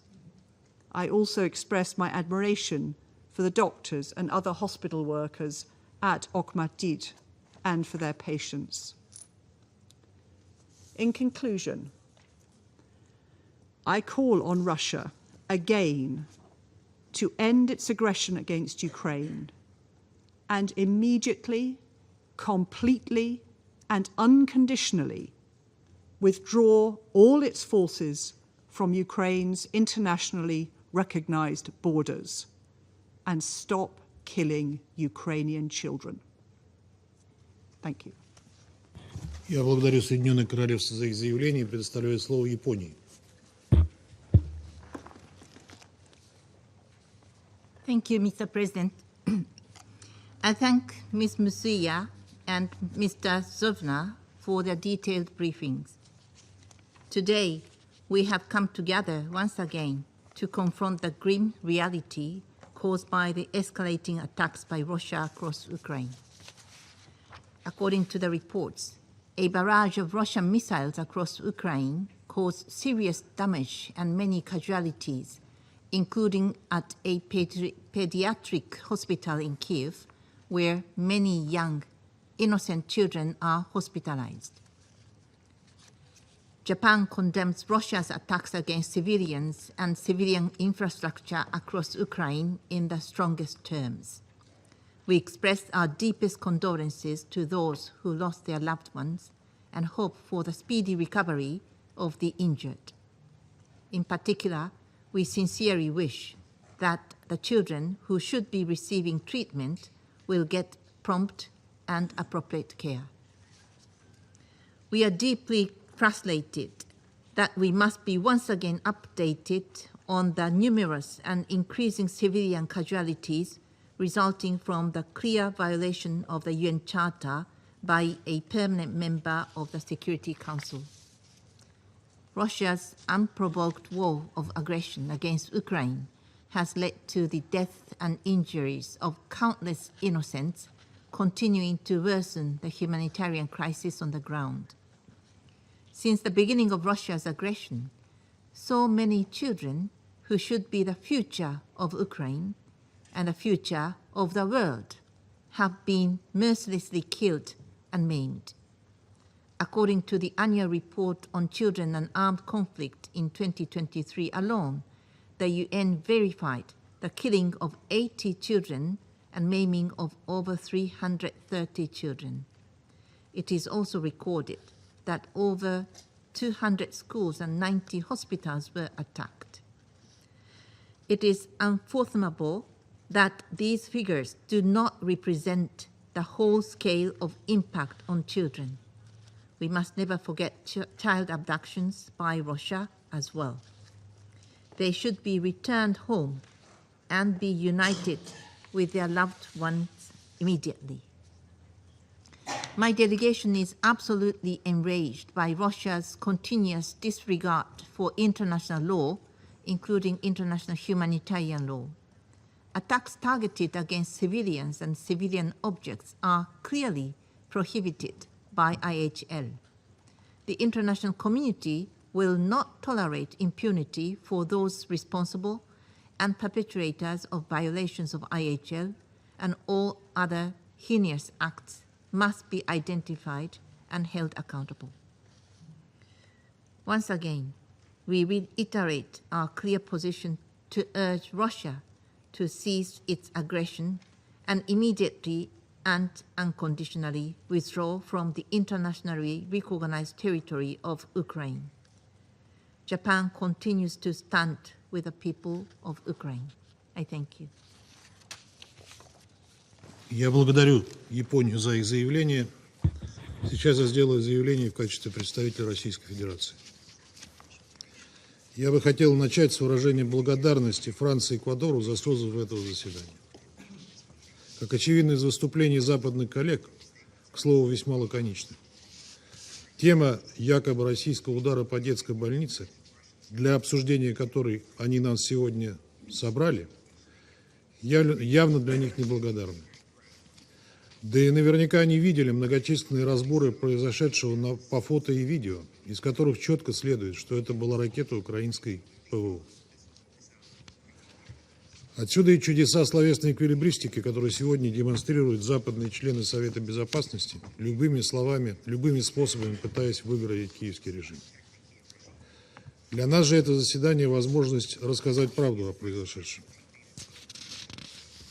Однако правда, как известно, наших западных коллег не интересует, и они в лучших традициях провокаций в Буче или с Мариупольским госпиталем, о котором сегодня упоминалось, пытались выдать желаемое за действительно, осуждая якобы целенаправленный удар ВКС России по детскому медицинскому учреждению.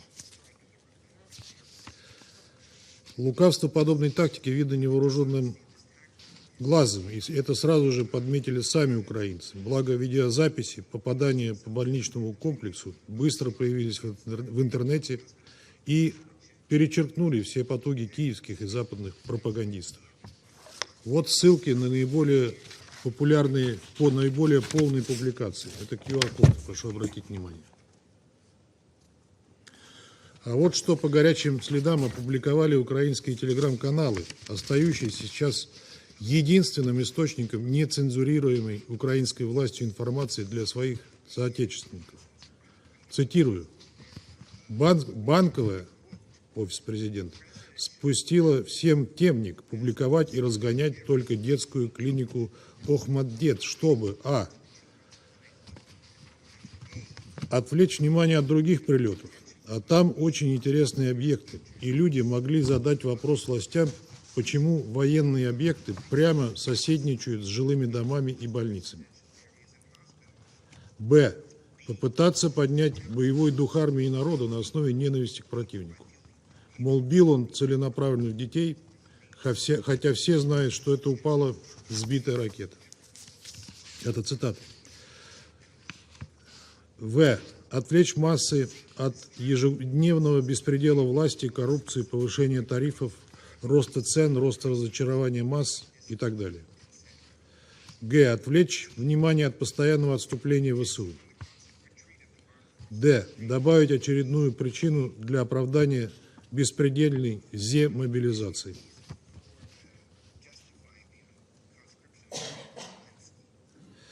Е. Хайпануть медийно в западной прессе перед саммитом НАТО. Конец цитаты. И вот еще цитата.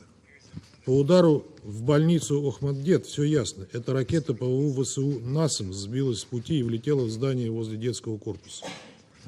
Западные средства ПВО также часто ошибаются. Скорее всего, в воздухе она потеряла цель и захватила тепловой сигнал от больницы, перепутав цели. Так же было, когда ПВО ВСУ ударило по Польше и в трактор, убив поляков.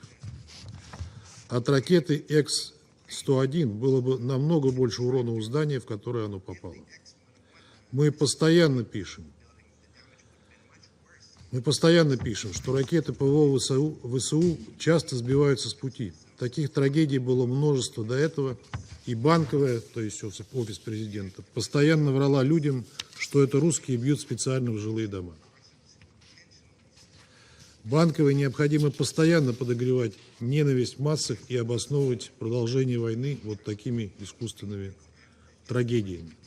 Военные даже сами признавали, что многие трагедии – это дело рук их ПВО. Это цитата из украинских пабликов, это не мои слова.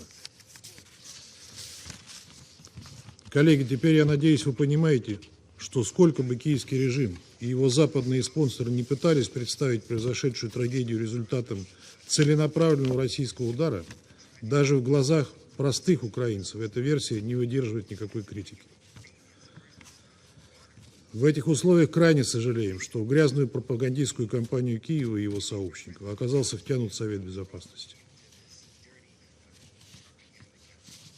Хотели бы задать господину Жовниру вопрос, как он, выйдя на улицу, понял, что больница подверглась именно российскому удару. Кто предоставил ему такие данные, которые противоречат правде и здравому смыслу? Понимает ли он, что если бы это была российская ракета, от здания бы ничего не осталось, и дети, и большинство взрослых погибли бы, они были бы ранены? Но, судя по темному экрану, мы вряд ли услышим ответ на этот вопрос от господина Жовнира. Мы неоднократно говорили, что Россия не наносит удары по гражданским объектам на Украине. Если же говорить об ударах российских ВКС, которые действительно были нанесены по объектам военной промышленности Украины и авиационным базам ВСУ, то одной из целей в Киеве стал Киевский завод имени Артема, одно из крупнейших предприятий концерна «Укроборонпром». Это один из главных производителей авиационных ракет, оружия и боеприпасов. И эта цель, согласно данным объективного контроля и по свидетельствам самих киевлян, была поражена. Поскольку завод находится примерно в 2 километрах от пострадавшей детской больницы Okhmatdyt, есть все основания полагать, что поразившая его ракета украинской ПВО была предназначена именно для перехвата той российской ракеты, которая попала по заводу.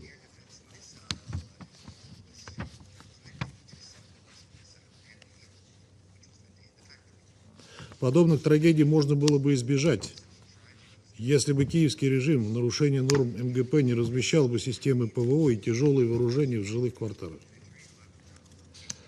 Однако на этот момент его западные спонсоры предпочитают закрывать глаза. Не можем также не сказать и о том, что сами украинцы в соцсетях подметили примечательную тенденцию. Трагедия с попаданием ракеты ПВО в детский госпиталь произошла ровно накануне саммита НАТО. Причем это уже 3-й саммит НАТО с начала СВО, и схожие ситуации возникали перед каждым из них.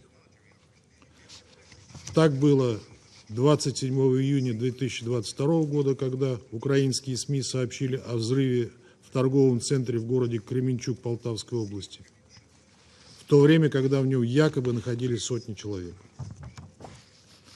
В действительности пожар в торговом центре, который не функционировал, произошел в результате детонации хранившихся в соседнем здании поступивших от США и европейских стран боеприпасов.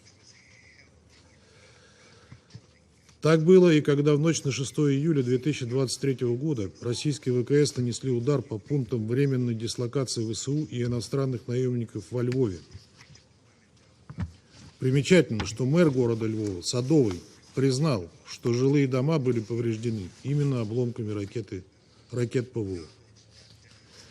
И во всех случаях эти ситуации максимально обыгрывались главарем киевской клики для того, чтобы выключить новое оружие для Украины.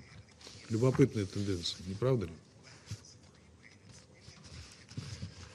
И весьма показательно, что ее подмечают сами украинские информресурсы. Кстати говоря, напрашивается еще один вопрос. И это к словам поспредословения о подтвержденных данных удара российской ракетой по госпиталю Okhmatdyt.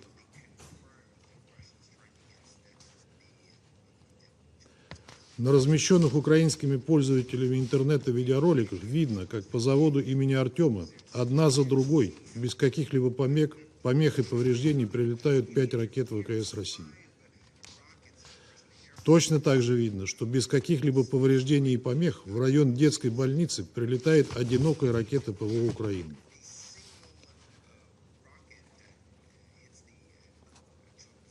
ПВО Украины.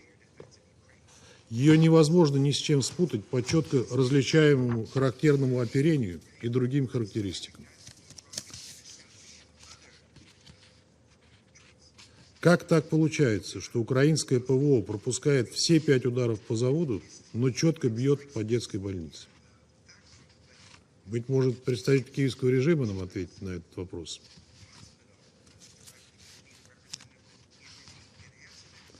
Ждем реакции также от норвежских властей, которые, судя по всему, поставили клике Зеленского эту установку NASAMS. Санкционировали ли они, чтобы она использовалась для удара по детской больнице, а также чтобы в нарушении норм МГП размещалась в жилых кварталах? На этом фоне и в полном соответствии со своими методичками глава Офиса президента Ермак уже успел сделать заявление о невозможности переговоров с Россией. Нет сомнений, что руководство Украины будет использовать сегодняшнюю ситуацию как повод для дальнейшего игнорирования запросов в украинском обществе, да и со стороны всего мирового большинства на поиск мирного решения украинского кризиса. Оно и понятно, ведь при таком сценарии исчезнет необходимость продления военного положения, а это повлечет необходимость проведения выборов. Этого утратившая легитимность киевская клика боится больше всего, осознавая крайне негативное отношение населения к себе. Поэтому и предпочитает приносить в жертву десятки, если не сотни тысяч своих сограждан, отправляемых в бессмысленную мясорубку. Мы же со своей стороны неоднократно выступали за начало переговоров и прекращение боевых действий. Но это должно быть именно прекращение, а не их приостановка, чтобы дать Киеву возможность залезать раны и вооружиться. Кроме того, должны быть устранены первопричины украинского кризиса. Без этого устойчивого и долгосрочного мира не будет. Наши условия для завершения конфликта подробно изложил президент Путин 14 июня на встрече с руководством внешнеполитического ведомства.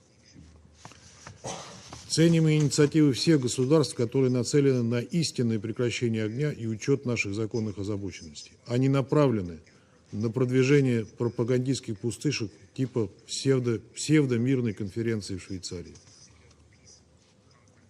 А пока Киев и его спонсоры остаются глухими к призывам воспользоваться дипломатией, мы будем вынуждены продолжать добиваться принуждения Украины к миру и устранения первопричин нынешней кризисной ситуации военным путем.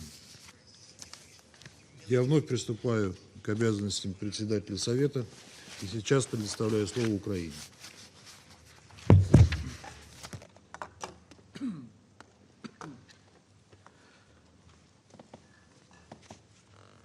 Well, distinguished members of the Security Council, I would like to thank all of you who have given words of support and expressed your sympathy following yesterday's barbaric attack against Ukrainian civilians, including children.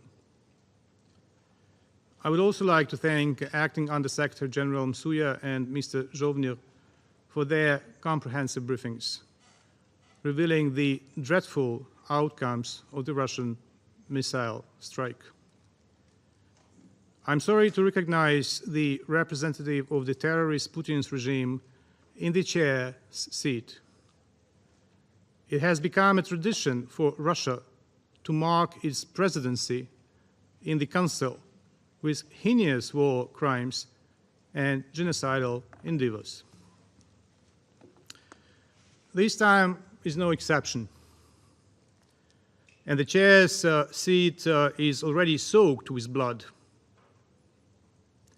Yesterday, Russia deliberately targeted perhaps the most vulnerable and defenseless group in any society: children with cancer and other life-threatening illnesses.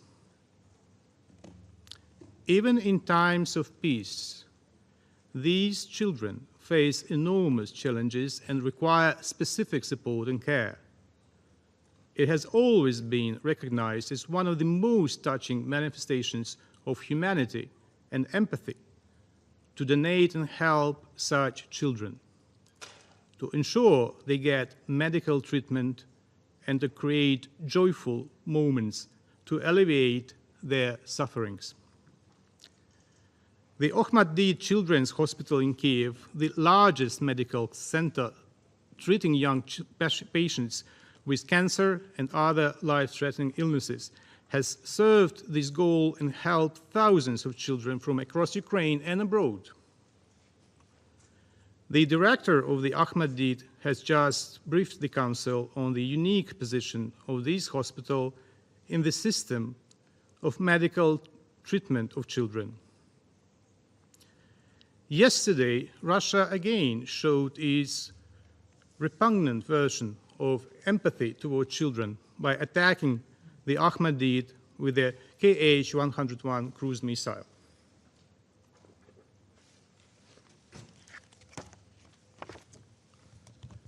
That is slide 1. It's analysis of objective monitoring data on the flight trajectory of the cruise missile on July 8 from 9:40 a.m. to 10:40 a.m.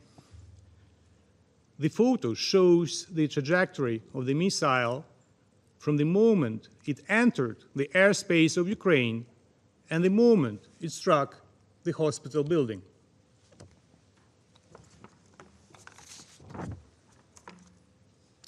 The video footage clearly testifies that the Okhmatdyt hospital was a deliberate target.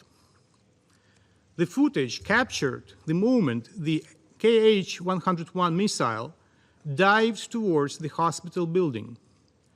Later, the Security Service of Ukraine made public the pictures of the remnants of this missile found on the spot. Slide 2. During the inspection of the scene, the investigators of the Security Service of Ukraine and the National Police found and examined fragments and parts of the air missile that struck the hospital.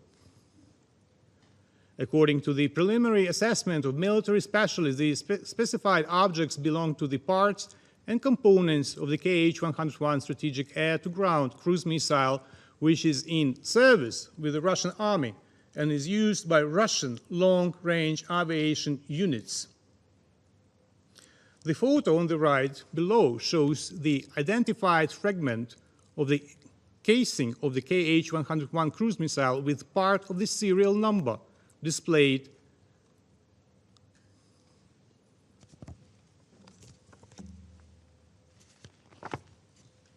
Slide 3, fragment of the Kh-101 missile under the rubble of the hospital building, part of the missile body.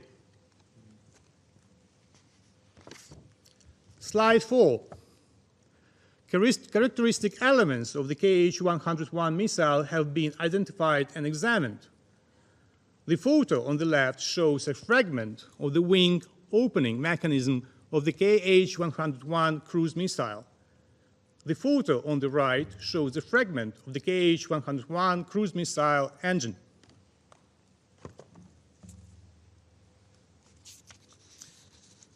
As a result of the strike, the toxicology ward, where young patients received dialysis, was completely destroyed. Other facilities at the Okhmatdyt, including surgical, medical, diagnostic buildings, trauma, as well as hematology and oncology departments, were damaged. Additionally, the Russian missile damaged the nearby Center for Pediatric Cardiology and Cardiac Surgery, where 3 heart surgeries were underway at the moment of the strike.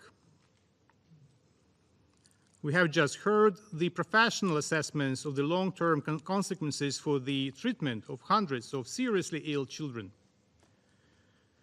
These consequences include both physical harm and distress endured by the patients, as well as the destruction of the medical provision necessary to treat them.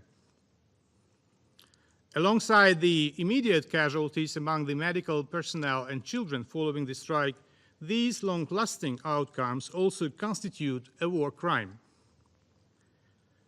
Even more abhorrent is the fact that the Okhmatdyt hospital was just one of many targets in Russia's heavy missile strike, which hit the cities of Kiev, Kryvyi Rih, Dnipro, Slavyansk, Kramatorsk, and Pokrovsk yesterday.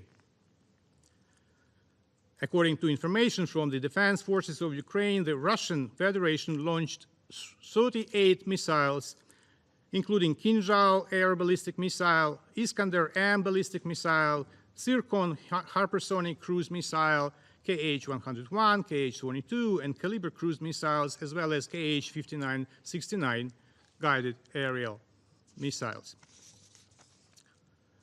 Almost 100 civilian sites were savagely attacked. Medical and educational facilities, residential buildings, business centers. In Kryvyi Rih, 11 people were killed following the attack on the administrative building of a local industrial facility.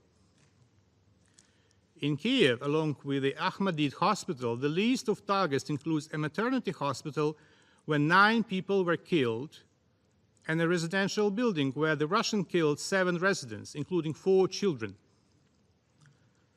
Let us not forget that the pains Russia goes to harm Ukrainian children has been a mainstream aspect of the aggression from the very beginning. The children who Russia cannot abduct and brainwash, Russia kills. Let us not forget that Russia is kept on the list of shame for the crimes its armed forces have committed against children. Let us not forget that the person sitting today at the head of the table represents a wanted criminal suspected of crimes against children and subject to arrest under the ICC warrant. At least 47 people were killed and more than 190 were wounded following yesterday's strike. Putin's envoy employed his usual tactics of denying reality and blaming Ukrainian air defense. I recall clear footage of the Russian missile approaching the hospital, the scale of the destruction, and the eyewitness accounts. His comments about the possibility to destroy it entirely if Russia supposedly hit are just monstrous. Other Russian propagandists, particularly the so-called Z bloggers, have been more open. Z bloggers are administrators of Russian propaganda channels on social media with hundreds of thousands of followers.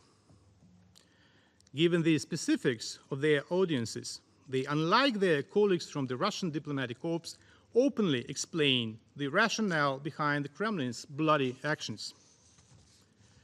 One of them, certain Roman Saponkov, openly stated that the strike on the children's hospital in Kiev would benefit Russia, and I quote, "Such attacks might even be beneficial because an average Westerner might finally have a thought, damn, the same could have happened to us. And the children's center in Kiev looks very much like a hospital in Warsaw. Incidents like these might work in our favor." End of quote. They do not even hide that they are deliberately attacking hospitals. That is exactly what Russians regularly did in Syria from 2015. In April 2016, for instance, they attacked the main health care facility for children in the city of Aleppo, killing 24 civilians. It is also telling that in 2020, Russia withdrew from a voluntary UN arrangement aimed at protecting hospitals and humanitarian aid deliveries in Syria. Now they aim to kill Ukrainian children and also to intimidate the countries which demand Russia comply with the UN Charter. The attack on a children's hospital is also an indication of Russia's current unwillingness to engage in a peace process. It is not surprising that Russia persists in rapidly tearing apart the concept of a comprehensive, just, and lasting peace based on the UN Charter principles, a concept, I underline, that is at the core of both Ukraine's peace formula and the UNGA resolution ES 11/6 of February 23, 2023. Russia has rejected its responsibility to adhere to the UN Charter and, in fact, demands that the international community acknowledge its right to violate international law. However, the attack on the children's hospital is also a manifestation of Russia's deepest contempt for any peace initiatives, regardless of their origin. The Kremlin's moral and managerial degradation has reached such an extent that it does not hesitate to commit crimes that undermine the vision for peace of those countries on which Kremlin now entirely depends. Russia is like cancer, only worse. It will stop killing and expanding violence only when it is incapable of doing so. It is imperative to shoot down Russian missiles. It is imperative to destroy Russian combat aircraft at their bases. Bold steps must be taken to eliminate any security deficit. Currently, the UN membership is actively preparing for the Summit of the Future. We are engaged in active negotiations on the final document with the Declaration on Future Generations as its integral part. The question is, however, what kind of future are we talking about if the murderer feels comfortable sitting knee-deep in children's blood in the chair's seat here? As I said in this chamber in 2022, this war criminal will end up in hell, bypassing purgatory, and his place there is eternal. What matters, however, is how he will be put in the dock before that. I can't stomach the thought of how one can shake his hand and accept a lunch with him paid for with blood money. It is sickening to think of how, in about a week, his depraved boss, Lavrov, will preside over all of you in this chamber and lecture you on multilateralism. How many more Russian crimes will it take for the issue of the presence of the dictatorial Kremlin regime in the Soviet permanent seat to be addressed?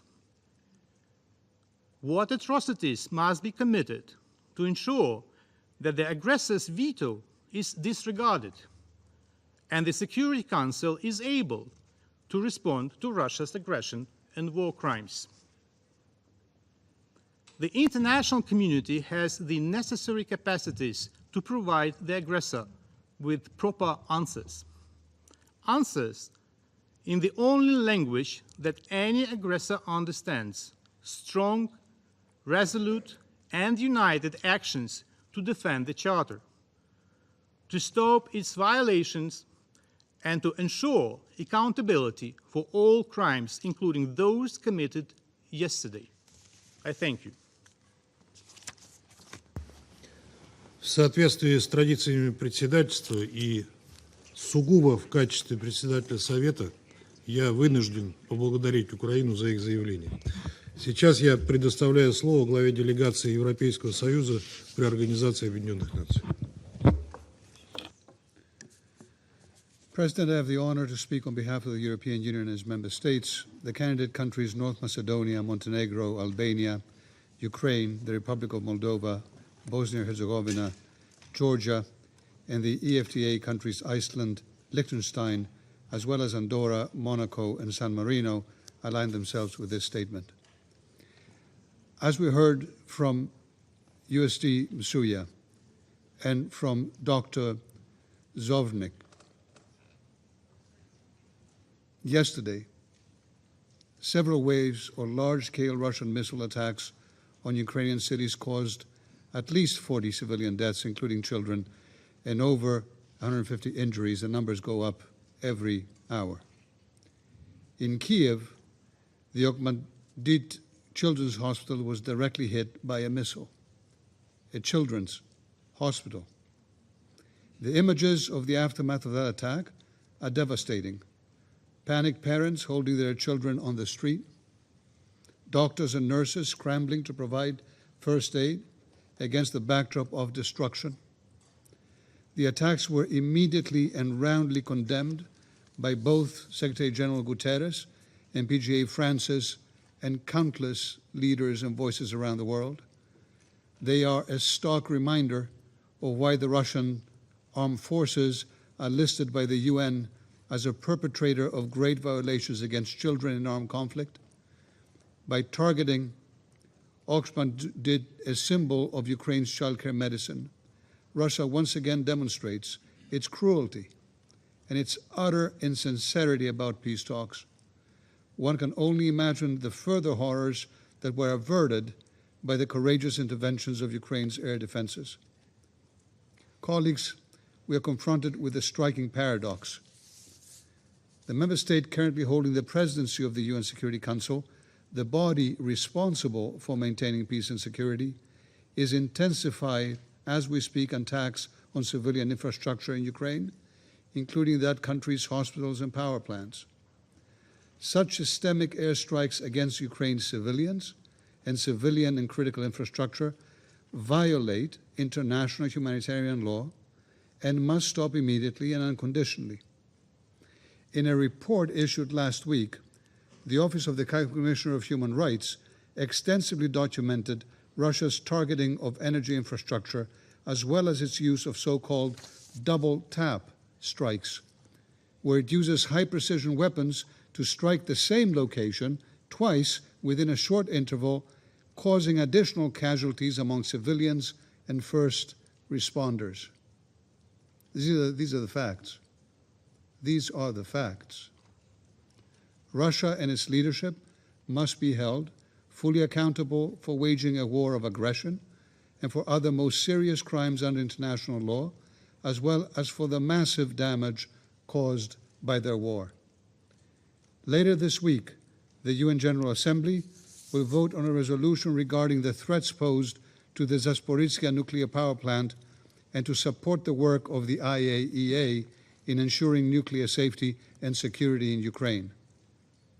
It is the first time in history, that a nuclear power plant, the largest in Europe, has been illegally seized by a foreign aggressor.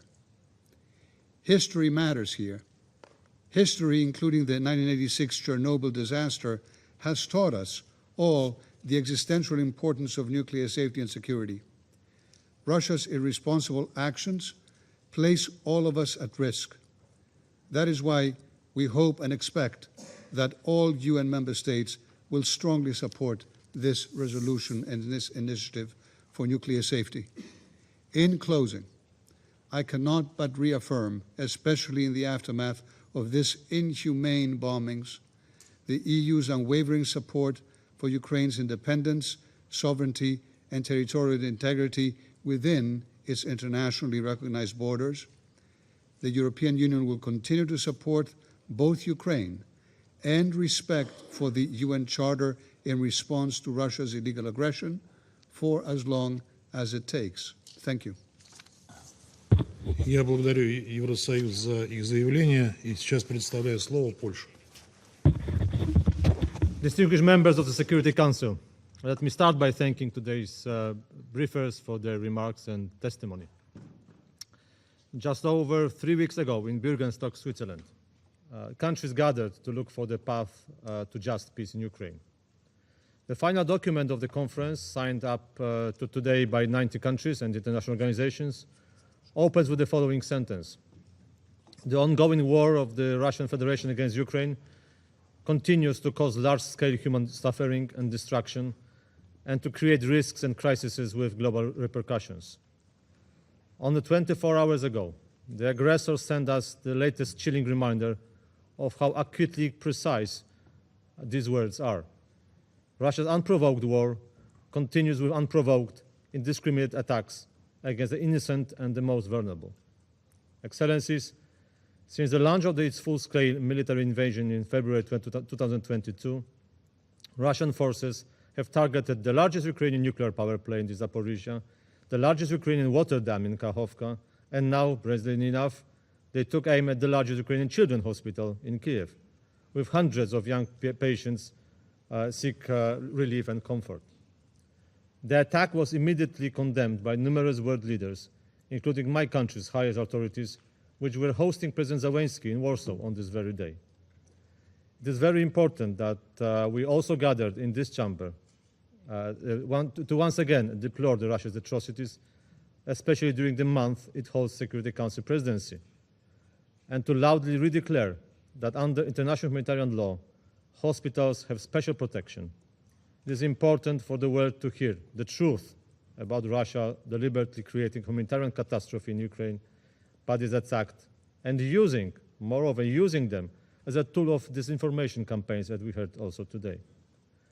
Poland duly notes that the 2023 Secretary General's report on children in armed conflicts for the second consecutive year correctly identifies Russian armed forces and affiliated armed groups as parties that commit grave violations. In Ukraine, Russia not only commits such atrocities attacks as one of the children's hospitals in Kiev, but it continues its disgraceful practice of forcible displacement of Ukrainian children. All this violates international law, including Geneva Convention, Genocide Convention, and the Convention on the Rights of the Child. And it constitutes a war crime for which Russia must be held accountable. Children who remain in Ukraine face the risk of death and loss of health and have very limited opportunities for development and education. And let me be clear, saying so, we have in mind not only Ukraine, but the children in every conflict where children are targeted victims. Excellencies, according to media experts' estimates, Russia spent as much as $250 million on yesterday's missile barrage against targets in several Ukrainian cities. Instead of spending money on treating its own children, Russia prefers to spend hundreds of millions on killing children in Ukraine. And it's not only about Ukraine. The sum of money spent on this one-day attack would be sufficient for building several hospitals in developing countries. Russia's war cost everybody dearly, both in loss of lives and material damage. Distinguished delegates, can you imagine what would be those costs in the case of nuclear disaster? This is why the UN General Assembly will soon vote on the resolution condemning the Russian aggression against Ukraine, which urges Moscow to refrain from its nuclear gamble of illegally occupying Zaporizhia nuclear power plant that puts us all at the great risk.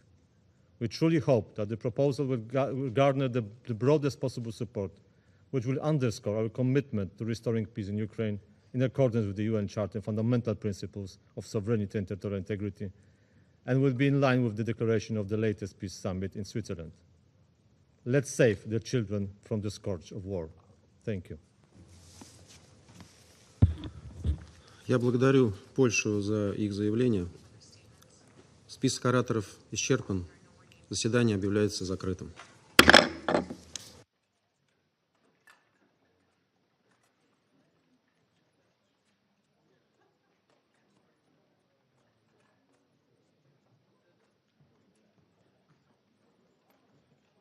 Continue to say that we are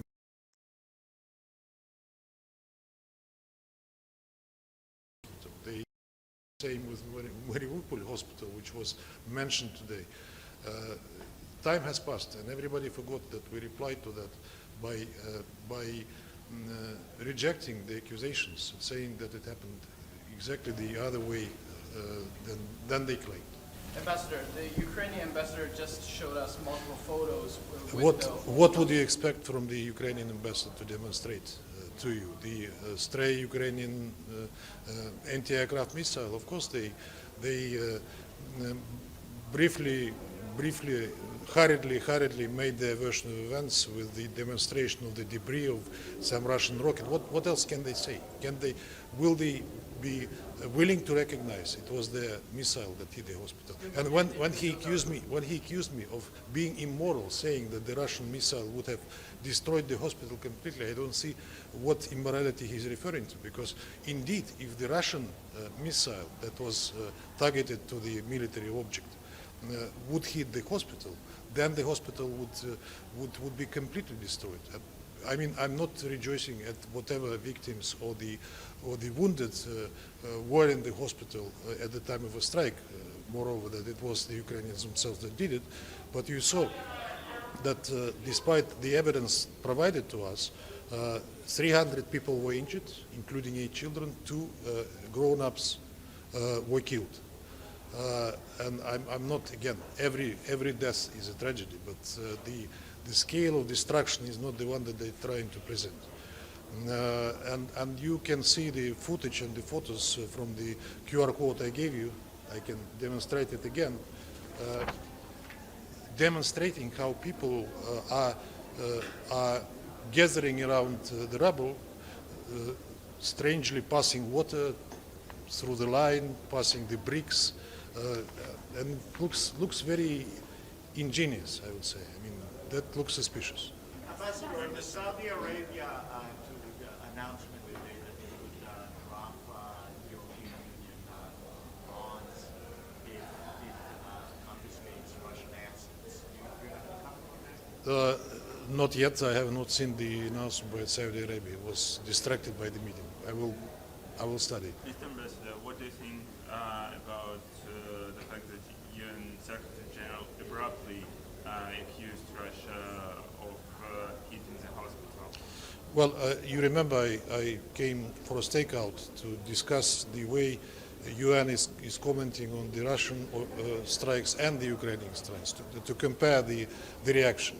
And when I visited Secretary General after that stakeout, I gave him the same quotes that I was reading out to you, telling him that these are clearly double standards. When the Russian territory is hit and the civilian objects are hit, the reaction is very flaccid.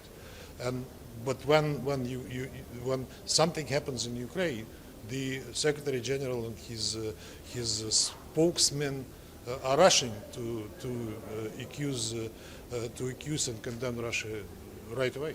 Ambassador, so to be clear, you're saying that it was an errant rocket of the Ukrainian air Yes, defense. I do, and not just me, but the Ukrainians themselves. Okay, Look so, at the publics. But was Russia firing in the area? Because why would the air Russia, trigger yes, indeed, Russia was hitting the factory, one of the largest factory in Ukraine, which produces armaments. That is Artyom, so-called Artyom factory, a very old enterprise, which is 2 kilometers away from this Okhmatdyt hospital in the vicinity, and the Ukrainian air defense was in the area, which again testifies that they are using against the international humanitarian law. They are using civilian quarters, deploying anti-aircraft systems there. Ambassador, European governments, including the Irish government, have called Russia's bombing of the children's hospital a war crime. What is your response to that? My response to that I gave many times, including at this stakeout, that we have not bombed the children's hospital. And on the Ukrainian ambassador's challenge to the legitimacy of Russia's seat? Well, that's a perennial thing with the Ukrainian ambassador. He cannot cease referring to it. I just ignore his statements, you know that. Thank you very much.